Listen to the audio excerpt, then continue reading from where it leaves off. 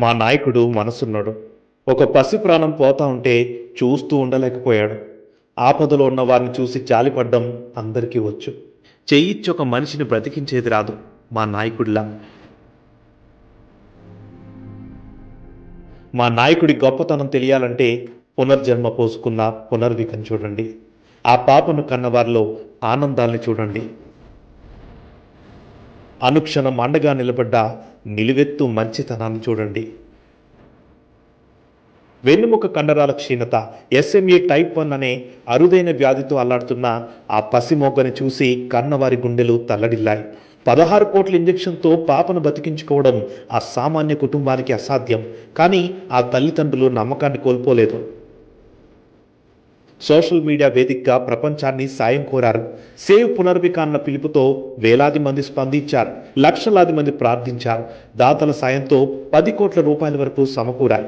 కానీ ఆ ఖరీదైన ఇంజెక్షన్ కోసం ఇంకా 6 కోట్లు కావాలి.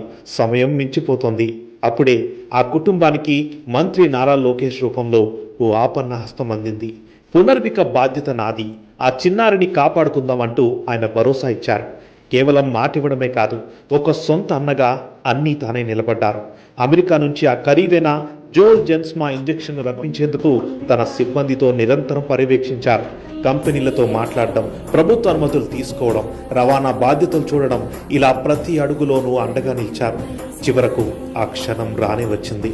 హైదరాబాద్లోని రెయిన్బో ఆసుపత్రిలో లోకేష్ సమక్షంలోనే వైద్యులు ఆ చిన్నారికి ఇంజెక్షన్ ఇచ్చారు. ఆ సమయంలో చిన్నారి పునర్విక ఏడుస్తుంటే లోకేష్ స్వయంగా ఆమెను ఎత్తుకొని లాలించిన తీరు అందరి హృదయాల్ని కదిలించింది.